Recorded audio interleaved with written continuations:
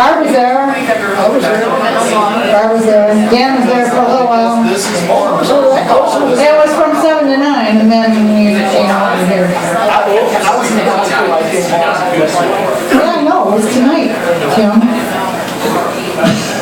You were missed, Tim. We were really surprised you weren't there. Alright, well, y'all missed it. It was really, really, really good. We had 13 young ladies come in from a homeschooling group that are also singing with this really great choir. And they came in and sang with Gloria Fetterbush accompanying them on harp. And it was just absolutely amazing. The girls, wasn't it phenomenal? I mean, it was just incredible. And then we had a lot of good food. And the executive committee had a real short 5-minute meeting where we elected our new officers for the next 2 years, and they're the same as they were the last 2 years. John Taylor is still the chair, Washington GOP. Dave Parker is still secretary, and Marlene Chocolate is going to remain treasurer, and I'm going to remain vice chair. So that was the end of that. Next 2 years, here we go. John wanted me to let everybody know that we're going to start working hard right out in January. We're trying to get a new software program in. So, and then we want to try to get all our precinct delegates to help fill all the information in on that new software because we're tired of using the state party's equipment and database. We need our own, and we need to get busy filling up all the information on there. So we're going to try to get that done in 2015 so we have all kinds of new information and updated information for 2016 because it's going to be an important election year. So, what else do I have? That's all. Any elections you want to share? What's that? Anything about the election you want to share? No, I don't really have anything with regard to the election. It's kind of like last month's news already, so I don't even want to go into all that. Except that I wish you would have had a whole lot more volunteers, but... What's that? Are you referring to the one in Louisiana? No, I'm referring to our Michigan election on November 4th. Yeah. So I don't have much more to say about that. Just disappointed in volunteerism in general and the apathy in general. A lot of apathy this year. I mean, people just didn't come out to help. It was terrible. Well, you know what it is? We're being... Tell me, because I'll tell you. People are tight. Here, give me the... I know what you're talking. You're talking to somebody who's really exactly. tired, okay? I can hear you. No, really. I can hear it. I can hear it. You know, just real quickly, I've been working on what I think is the solution to this problem, nationallibertyalliance.org, U.S. v. Williams, 1993, the Supreme Court case. Effectively, the Tea Party needs to get hooked up with this idea that the citizens' grand jury is the fourth. We need to start cleaning house in government. Some of these government people need to start going to prison. That's what I'm talking about here. Then the rest of them will straighten out, and then they start listening. It is what it is. I don't make this up. I mean, so the citizens' grand jury is an important thing that we, as the Tea Party people, need to embrace. It's right there in U.S. v. Williams. It's identified as the fourth branch of government. Go out to the website, start reading about this and learning about it. It's a very powerful thing that really is the solution to our problem. Because, like I just said 2 seconds ago, it's time to start arresting people that are. I mean, they're grossly violating. They're not just willy-nilly violating the Constitution. They're grossly violating. I agree with you 100%. I am tired of Obama just executive ordering everything all this. Nobody's calling out on it. They're not stopping them at all. They're just like sitting there like bumps on logs, or I don't know what's going on with it. But we really need to clean house, and I thought that might happen this last summer, but that's enough. As you said, I want to say that, Denise wasn't here for Professor Kaufman when he spoke tonight, but all the people that Professor Kaufman talked about that were dishonest and have broken the Constitution, even people in county government, in Washington County. Yeah, there is a lot of apathy in the Republican Party because we need to elect these people that are honest people. And I just want to say mega dittos, as Rush Limbaugh would say, what you just said. So, yeah, okay, so we have to elect these people. We just had an election. Where were the volunteers? You You tell me, there was a handful of volunteers, everybody else stayed home, oh, I'm busy, whatever, blah, blah, blah. Nobody seemed to care because it wasn't a presidential election year. So I'm serious here, okay? I'm seriously saying that. I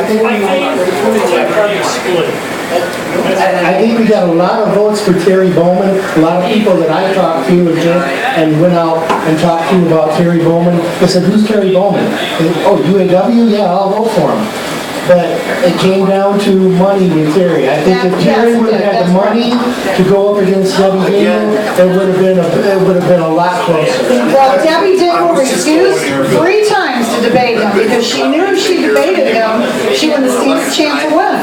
So she did the smart thing for herself by not debating him. And that was part of the problem too, is that we couldn't get that kind of, exposure to the people either. And we didn't have enough boots on the ground for people to go door to door and tell people who he was. And so, that being said, it's water over the dam, we gotta move on from there. But it's a learning experience always, you learn from every single thing you do, hopefully. I have a question about Terry. So. Will Terry run again in 2 years? Terry, go ahead. I listened to Rob Steele when he said, I'm running against Daniel. And he said, for me, this is like World War II. And I thought, you know what? World War II wasn't won in 2 years. Right. And I say it's a 3-year commitment, or a 3-try commitment Okay. to go for that seat. 2 years goes by like a I'm blink going of to an tell eye. you what, we had to do it this year. And the reason why is because Debbie Dingell has the name. And once she's in there, she's ensconced in there. She's never coming out of there until we turn this whole county red. I'm not kidding. This woman is going to be there, and then her son's going to be there after her. I'm telling you. Unless, like I said, unless we can turn this county red, I don't know how we'll do that. Jerry might run for something else, though. What Rob is, I think what he was trying to articulate is the idea that really Rob Steele should have made a commitment to get that seat. He's running off, oh, I want to be senator, I want to be U of M trustee. Rob, what do you want to be when you grow up? I know, I agree. I agree 100%. We should have stuck with one, just kept I going. mean, he could have actually got that seat this time around. I think so. Yeah. But now that she's in there, It's over now. It's like Warren Evans now with Wayne County. He's in. unbelievable. One more question or comment. That decision was not made for Rob Steele. Rob Steele would have been a better candidate than Terry would have ran. That should have been the election That was Rob for a different Steele. seat though, that was not for the same seat. Correct, but Rob Steele was looking to run for that seat, and it was not, that decision was Well, not it was made. them that said he couldn't be the party. Didn't Rob Steele feel like he might win the primary, but he couldn't win the general? Is that in his thinking? For Rob? Yeah, For Terry? to run against, to run on the state?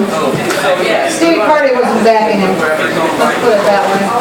Well, he was their boy 2 years ago. For a different seat. This is what he was For a asking different about the seat. Republican Party. This is why we need everybody in this room that wants to run for state committee, to get on the state committee and start changing the state party. Yes. Can I elaborate on that one? What? That's why we need to have people like, and put them on the hot seat. We need to have the state chair of the Republican Party here, and he needs to answer some very hard questions to the Tea Party. Maybe to the Tea Party Alliance. Maybe it would be a town hall meeting with Bobby Shostak. Bobby Shostak's responsible for a lot of this stuff. That's true. And Bobby And he needs Shostak to has not answer said he's questions. running again. He voted for it yet. Yeah, has anybody here gotten any survey phone calls about who they would vote for? Yeah, you have to. Because I know, yeah, there's a few people that have been getting phone calls. Now they're doing a survey. If the vote was taken today, would you vote for so-and-so, so-and-so, or Bobby Shostak for state party chair? And Jeff Sokwa's name is in there. Jeff Sokwa. And he's getting a lot of support. Just FYI. Now, I don't know if he's actually said for sure he's running or not yet, but I think Shostak's putting it out there. He's the one that's doing this survey to see whether it's worth it to run again. Because he hasn't even said he's running again yet, so. Getting back to your original question, where's all the help? What it comes down to is the movement is tired at this point because we've been run ragged and we do have some results, but really the truth is, on a comparative analysis, we really don't have anything near the kind of results we should have. So anyways, that being said, that having been said is if you look at Ron Paul, how could Ron Paul, this old turkey Ron Paul, how did he connect with people that were younger? How did he do that? Here's how he did it. He had a message of freedom. Guess what? Get away from the blue-red crap and deal with freedom. That's what people want. They're tired of this oppressive government. Our police departments are increasingly militarized. It's just utterly crazy out there. We sit here and say no, no, no, and nothing happens. Yeah, I know. And millions of people say no, no, no. That's why I'm thinking maybe Rand Paul actually might stand a chance. I think that he might pull Tea Party, Campaign for Liberty, all the Ron Paulers, and pull them all together. If we can do that, we might have a chance. With or without no. So, I don't even want to get into any more of that discussion. Yeah, a couple things. Western Washington Tea Party is going to be meeting a week from Monday. I think it's the 17th, whatever the week from Monday is. And they're going to be having those young ladies come sing again, so if anybody wants to see them, come out to that meeting at the Creekside. Also, in January at the Western Washington Tea Party, we're going to have a lady named Jennifer Hensley. She's the vice chair. I don't know if she's still vice chair now because they just had the vote, but I think she remains vice chair of Livingston County. And she is, in Livingston County, they have started a group called the Platform Republican Caucus. And basically, if you read the platform of the Republican parties, that's what they believe in, and that's exactly what they're doing in Livingston County now, and they're also spreading that over to Oakland County too. So it's kind of one of those things, believing just what the platform says. Everything is in the Republican National Committee platform, which is pro-life, blah, blah, all of that about it. That is what their county party now is trying to do, and they're trying to spread that around. So she's going to be coming in and doing a 1-hour presentation on that, and that's January the 15th at Creekside. So I would really, really like as many people to be there as possible, because I've seen her do this presentation twice now, and it's fabulous. It's absolutely fabulous.